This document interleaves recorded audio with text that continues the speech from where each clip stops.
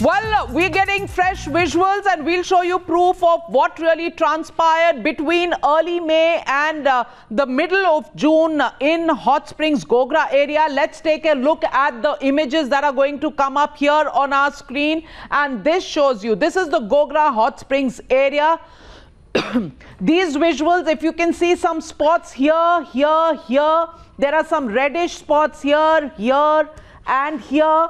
All of these red spots are actually, if you see from a distance, this is an enlarged picture. These are Chinese which had established a substantial presence in the Gogra Hot Springs area. If look at this very carefully, ladies and gentlemen, this is 1, 2, 3 here, build up here and here, and right in this region as well, you can see these red shadows coming in here. These are satellite images of the People's Liberation Army of China.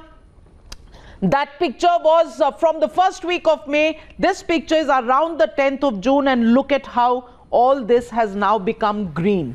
This green is the presence of the Indian army, the Indian soldiers, the Indian Jawans all over this Gogra Hot Springs area. All of this again showing to you how the Indian soldiers have been able to push the Chinese away from this region. The entire Gogra Hot Springs region, and this is all green here. We should be able to see both these pictures, and the Chinese have been forced to evacuate from positions in Gogra Hot Springs, and this is the earlier picture that we showed you where there was Chinese presence. Here you can see the entire rivers and rivulets over here where the Chinese had come. This was around first week and early second week of May. This is the picture from that period, and in June, around the 10th of June is the second picture that we showed you. These two pictures can tell you this is all now India. And this has been the pushback that has taken place, and all green around this whole area, and you can see these rivers and rivulets right here. And this area has been reclaimed by the Indians. Let me go across to our reporters, our senior editors who are standing by. Srinjoy Chaudhary. Gogra Hot Springs area was another area that was an issue that was being put up by the opposition time and again. But these satellite images clearly show that the Indian soldiers have been able to push the Chinese PLA back. Yes, what we've heard in the past was Gogra was an area of concern. But now we know that Gogra is not something to really worry about. So if that is so, then clearly the Indian army in that area itself has a presence, and that is a much required presence, completely required presence, you would say, because that is a very important area, a strategic area. I wouldn't say strategic, but an important area, and it's important that the Indian presence be there, as in Galwan, because there are areas, for instance, the Galwan Nala. Now there is no way India can give up the Galwan Nala, because that really would be a huge defeat. India never can imagine doing that. And as we had discussed earlier in the show, India has troops on both sides of the Galwan Nala. As is the case with the Hot Springs area, India is very firmly entrenched there. Navika. Well, Srinjoy, stay with me. I want to go across to Vivek Narayan, who is right now in Leh Ladakh, and he's been walking around that area. He's been speaking to locals over there. And Vivek, you know, these were the two areas that were the areas of concern. You know, while the opposition is making claims that Galwan, the Indian army has ceded territory. That's what Rahul Gandhi wakes up and says every morning. And the Gogra Hot Springs area was another issue that was the focal point of political controversy. I want to tell you, from the ground where you are, is there any doubt in anybody's mind? Because, you know, if Indian territory had been ceded, there would have been conversation in the areas where you live, even amongst the locals, because these kind of things cannot be hidden from the locals there. What are you hearing in terms of the conversations on the ground? Navika, I've been speaking with a string of individuals, especially those who are living along the border areas. These are sarpanchs of that area. They are very important to the operations of the army. They have been telling me three things. The 3 points that we have spoken of: one, Galwan, then Hot Springs, then the Finger Point area. All these 3 areas are right now under Indian position, Indian flag, and firmly, like Srinjoy pointed out, on both sides of the Shock River, we have presence. It's not as if Chinese are facing us from on the other side of a very narrow nala. No, we are very firmly there, irrespective, and that is what our satellite images also prove. But November, Navika, there will be doubting Thomases. There will be individuals who will keep on saying that perhaps these are not the real images, perhaps these are questionable images. Give them the shots, the actual pictures, show them, take them there on a guided tour. Even then they will be doubting. This happened when we had a surgical strike in Pakistan. This is bound to happen here again. The veracity of the satellite images will be questioned, let there be no doubt. But one good thing, Navika, is every Indian soldier now is primarily very, very proud. He knows what he's done.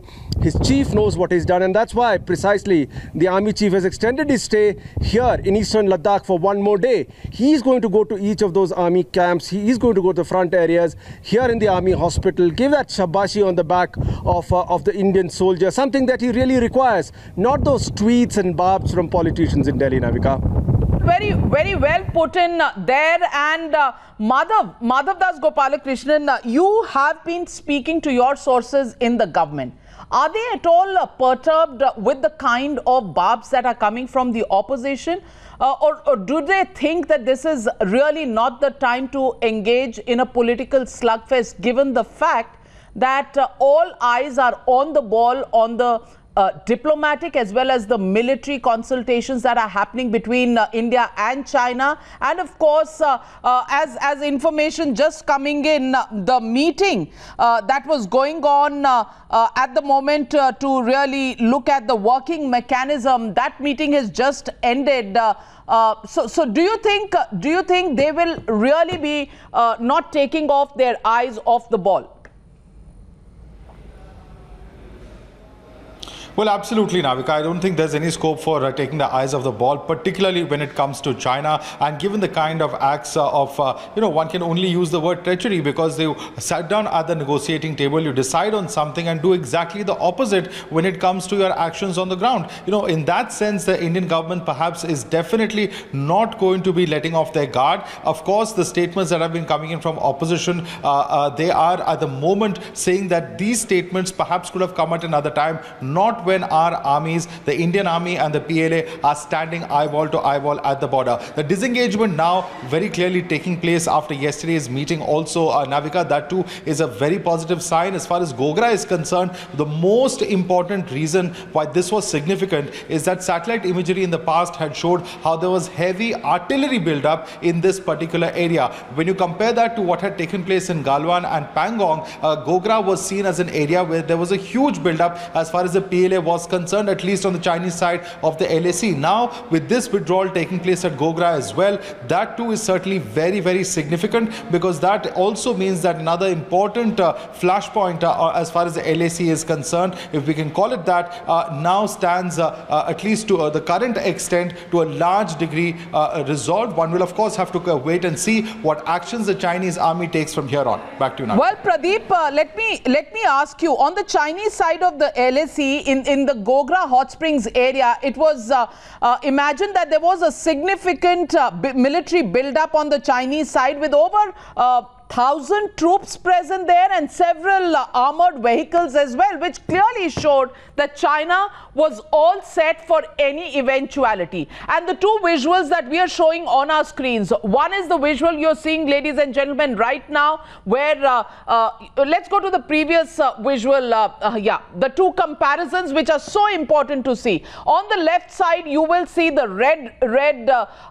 troops there. All of those troops represent the People's Liberation Army of China. And on the right, you see the visual. The first visual on the left is in the region of about first week to second week of May. In the third week, there was the peak of the build-up there. And these visuals that you're seeing on the right are visuals from around the 10th of June, which clearly show that the Indian soldiers have come in, removed the Chinese presence from that area and reclaimed what is known to be the Indian side of the LAC. So, Pradeep, I want to ask you, for all those who continue to doubt the Indian forces, is this not a proof that takes the wind out of their sails?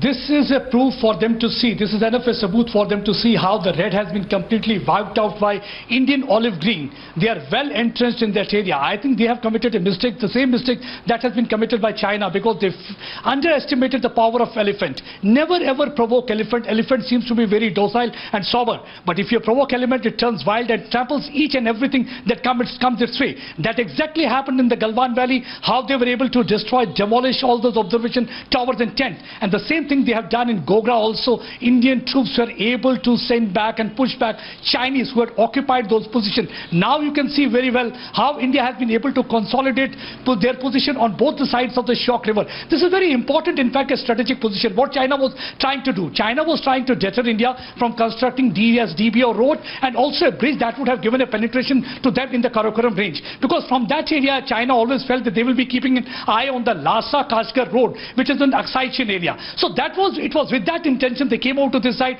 They underestimated, they thought that this was the same kind of a political will and the same army which they have faced in 1962. They didn't realize that Indians have bolstered their defenses. They are well prepared to deal with any kind of a situation, and they proved their point. They were not only able to push them back, but they were able to give them setback. The people who thought that Indian troops are surrender, they should understand one thing. There is no word called surrender in Indian Army's dictionary. Indian Army believes in 2S, that is surgical strike and setback. And that is what exactly they have done in Gogra as well as in Galwan Valley. So this Galwan ke Balwan should not be forgotten. Neither the Chinese are going to forget, and neither these political party leaders who act like political virtuals preying on the supreme sacrifice of our brave heart. They should stop doing this thing. I think these armchair analysts and drawing room analysts this is after the Galwan Valley proof, now is the Gogra Hot Springs proof.